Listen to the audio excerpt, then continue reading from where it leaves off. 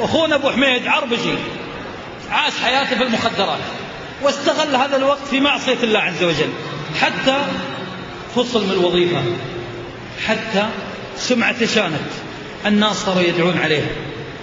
الشيبان صار عنده مرع يلعب ولا يكسر ولا يعبي ويطيح، قال الله يكفيني شرك لا تصير مثل أبو حميد. صار يضرب به المثل في الشر، عياله دجوا، الناس اللي حوله ما عاد أحد يبيه، كل يبي يعني يريد أن يتبرع منه. حتى عيال أخته كانوا إذا منهم جاء مرة في الشارع يفرحون العيال، يقولون خالي جاء خالي جاء. في فترة من الزمن صاروا العيال اللي عندهم يقولون خالكم جاء، يقولون البزرال لا ما يقرب لنا ما نعرفه، يبون يتخلصون منه. يقول والله زوجتي انحاشت عند أهلها وعيالي دجوا في الشارع وأنا ضاعت حياتي، وقتي كله في المخدرات، سمعتي شينة، طفران، أجار البيت حل، أثاث البيت بعثه، السيارة اللي معي سيارة شركة أجار. يقول والله ما عاد أحد يستقبلني. يقول طقيت يوم من الأيام على أختي الكبيرة وهي أحب خواتي، ويوم قالت من؟ قلت أبو حميد يفتح الباب. قالت والله يا محمد ودنا نقلطك، لكن المعذرة رجلي حالف علي ما دخلك، لكن خذ 100 ريال من تحت الباب ورحت عشبها في أي مطعم، لأنه خطر على البيت، خطر على الذهب، على العيال، على البنات، على الغسالة، على الاسطوانة، خطر يسرق، إنسان مدمن.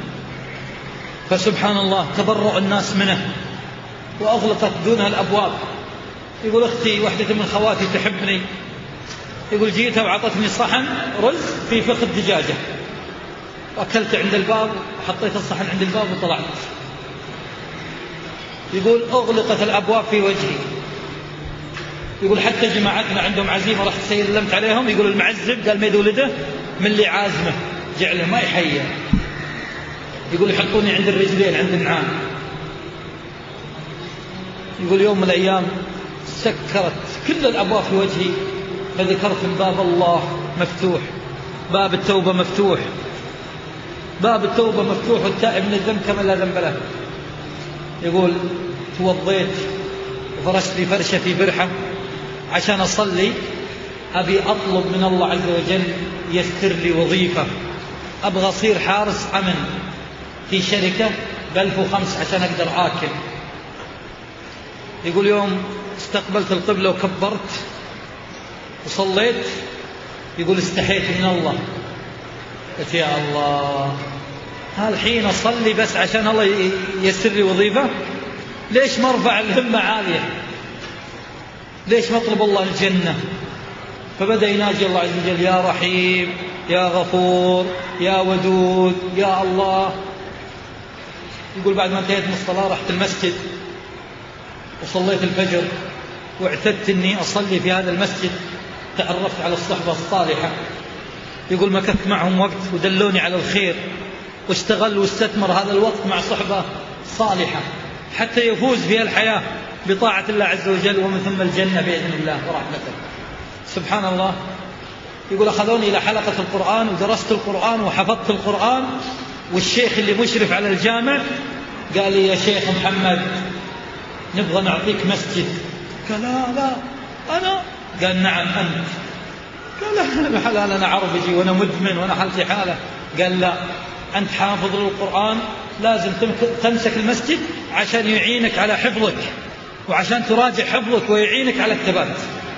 يقول جزاه الله خير، من باب الإيثار أعطاني المسجد ولا المسجد معروض له هو. يقول جيت المسجد راتب وبيت. يقول سكنت في البيت وصرت أصلي بالناس.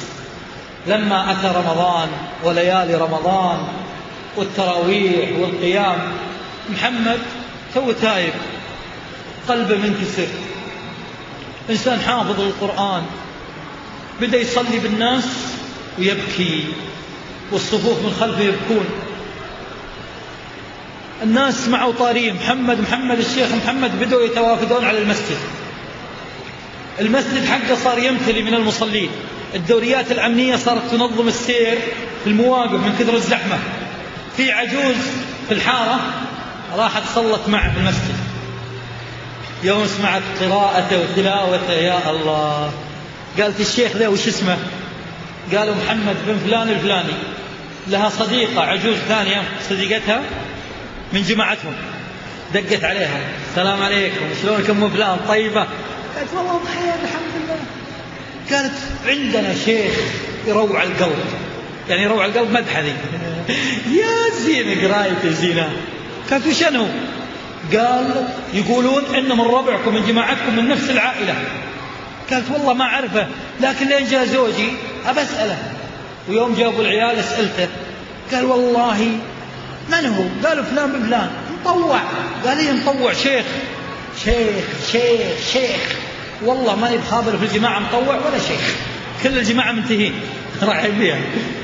قال تسأل أبو فلان عنه، راح يسأل عنه جماعته، قال والله ما الاسم هذا ما فيه إلا اسم محمد، يعني محمد المنتهي السربوت الداش الراعي المخدرات. وش يجيبه يصلي بالناس هذاك منتهي ذاك. قال وش رايك نقطع الشك باليقين ونروح نصلي عندك؟ ركبوا الشيبان في جمس وراحوا يصلون عند ابو حميد. محمد يوم التفت الا شيبان الجماعه طقه منتخب كامل صف كل جماعتهم. حول وش يبون ذول الله يستر. يقول يوم صليت وانتهيت من الصلاه يقول يطمرون علي الشيبان كلهم، حي الله الشيخ يلا حيه، يحبون خشمي يحبون راسي، يقول بغى يشقون الطاقيه، حي الله الشيخ. يقول والشيبان يبكون، يقول واحد من الشيبان نصاب يقول الله يرحم ابوك الله يجعل ابوك في الجنه، والله يوم شفت لحيتك ان كان لحيه ابوك الله يغفر له. يقول ابوي ميت شنباته قالت كذا لا عنده لحيه يقول بس تعاطفا معي شنبات تدرون عنز، يقول تعاطفا معي يعني متاثرين الشباب. يقول في الاخير عزموني، يقول والله ما كانوا يقلطوني ولا يعزموني على دجاجه. يقول الحين يقولون يا شيخ محمد والله لتموت كرامتك. يقول استغربت، يقول سبحان الله تمم. يقول تممت، رحت لهم البيت وتعشيت عندهم حاطيني في صدر المجلس. يقول أول مكاني عند النعال الحين صدر المجلس. ويقولون حدث علينا يا شيخ محمد، يقول وحدث عليهم. يقول سبحان الله تغيرت حياتي. يقول طلعت يوم من الأيام المسجد فيه 2 من الشيبان الحارة، قالوا يا شيخ محمد أنت تصلي بنا وشيخنا وإمامنا لكن فيك عذروب ما نبيه. قال وشو؟ قال كونك عايش عندنا عزوبي لا ما يصلح، يا عندي يا عند أبو فلان على سنة الله ورسوله اختر. يقول 2 من جماعة المسجد يخيروني بالزواج. يقول أول لو أطلب يد عنز ما حد زوجني، يقول ذا الحين يقولون تعال على سنة الله ورسوله. يقول وش اللي تغير يا ناس؟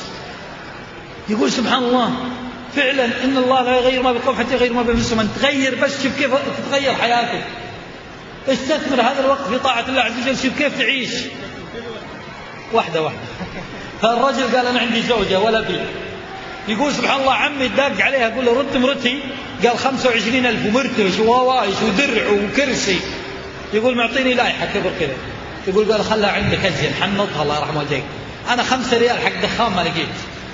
يقول صار عمي يدق علي يا ولدي وينك؟ قال ويني في الفرح يا عمي ويني يعني غريبة علي. قال ما تبي مرتك ما تبي عيالك؟ قال لا والله وديهم. قال تعال. يقول أجمل لحظات حياتي يعيشها اليوم وأنا أطلع عيالي 2 معي رايحهم للمسجد. يقول والله فيقول أول إذا دخلت البيت عيالي 2، واحد يدخل تحت السرير والثاني يغلق عليه دورات المياه كرمكم الله. إذن يا إخواني تغيرت حياة أبو حميد وزانت أموره، وصار اللي يسبه يمدحه واللي يدعي عليه يدعي له واللي ما يبيه يقربه. فالإنسان اللي عنده مشاكل أنا أقول نستغل حياتنا ونستثمر أوقاتنا في طاعة الله عز وجل، ونزين العلاقة مع من؟ مع الله. أنت عندك شيء خربان، زوجة أبناء وظيفة سمعة خربانة كثير عندك، أنت زينها فوق، الله يزينها لك وين؟ تحت. هؤلاء الناس كلهم قلوبهم بيد من؟